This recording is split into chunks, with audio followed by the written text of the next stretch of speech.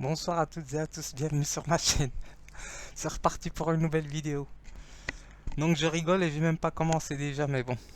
Il faut bien que je montre mes affects spinozistes, donc voilà, de la joie.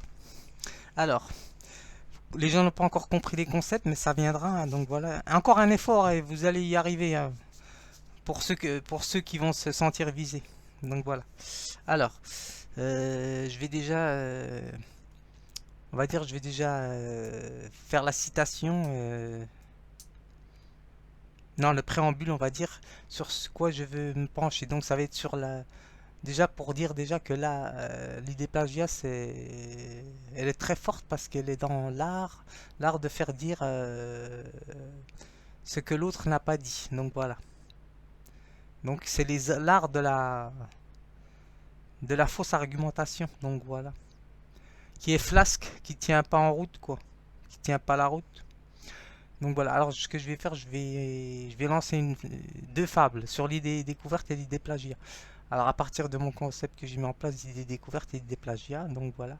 Et ça va se référer sur le livre que j'avais lu il y a pas mal d'années, je me souviens un petit peu. C'était sur le Narcisse et Goldmund, je crois, je sais plus, ça fait longtemps que je l'avais lu. Donc voilà, ça me rappelle des souvenirs, mais c'est lointain. Mais je vais faire une fable, c'est plus intéressant.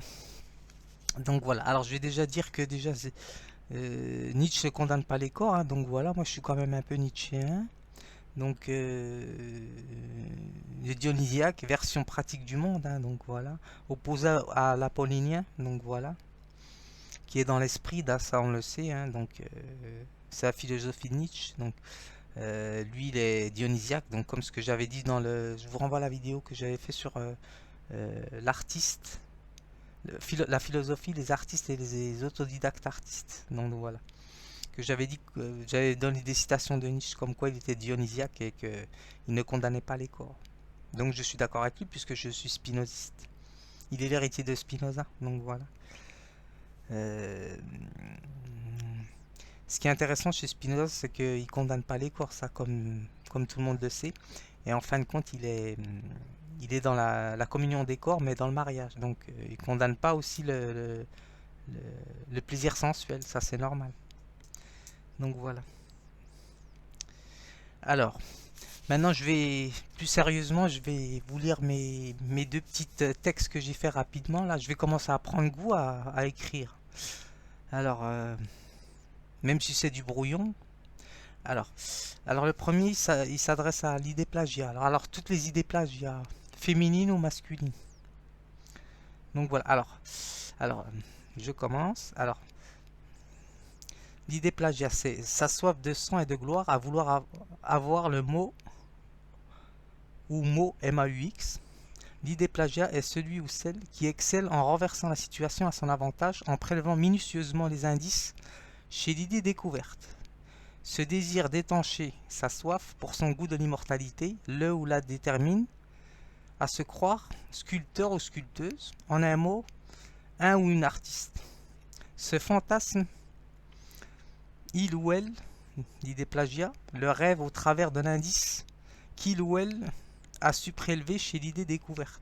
L'idée plagiat se croit sculpteur et sculptrice, comme Picasso ou Giacometti, dont je cite dans ma vidéo, le culte du corps. Donc voilà. Alors, cette course effrénée dans l'attente de nouvelles idées découvertes, l'idée plagiat, croyant qu'il ou elle suffit d'imiter le chien vagabond, alors que lui ou elle ne sont pas dépourvus de raison. Chez l'idée plagiat, la jouissance de la vie lui fait prendre conscience de son animalité, en quelque sorte recherche l'expérience de la mort au lieu de la vie, la tristesse au lieu de l'amour, en niant la réalité.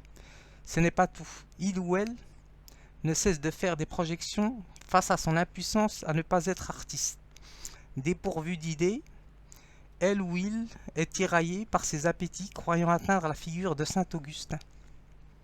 L'idée plagiat noie sa vie dans ses sens, dans le tunnel de la mort, et ne sait pas récolter la vie en formant une famille. Donc voilà, c'était un petit texte qui m'a inspiré sur les vidéos que j'ai vues. Donc c'est pas terrible, mais bon, c'est intéressant de voir le côté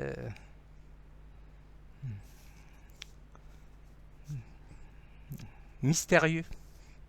Alors, maintenant c'est un petit texte court sur l'idée découverte. Qu'est-ce que l'idée découverte? Là, je me situe là-dessus, moi. L'idée découverte à partir de mon concept que j'ai mis en place.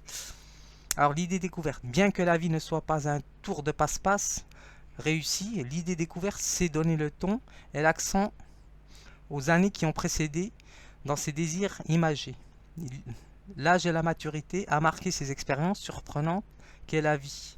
Sachant cultiver sa joie au travers de sa créativité, il apprend, ou elle apprend, l'idée découverte, à se détacher des choses qui transforment sa mélancolie en joie infinie. Contrairement à l'idée plagiat, qui fait l'expérience d'une passion humaine où le désir supporte l'idéal d'un objet inanimé comme celui de Pierre Bachelet, chantant un hymne à la marionnette de bois. L'idée découverte sait, elle, transmettre ses idées par son inspiration de ses pensées associées à ses idées qui viennent de ses branches attachées à ses racines et à son tronc. Voilà. C'était une petite vidéo, on va dire, poétique, en prose et poétique pour la soirée de samedi. Donc voilà. Donc j'espère que ça vous aura plu, ces petites réflexions proches de la mystique. Mais la mystique, on va dire spinoziste. Donc voilà, si Spinoza était mystique. Ou plutôt proche de la nature absolument infinie. Voilà. À bientôt.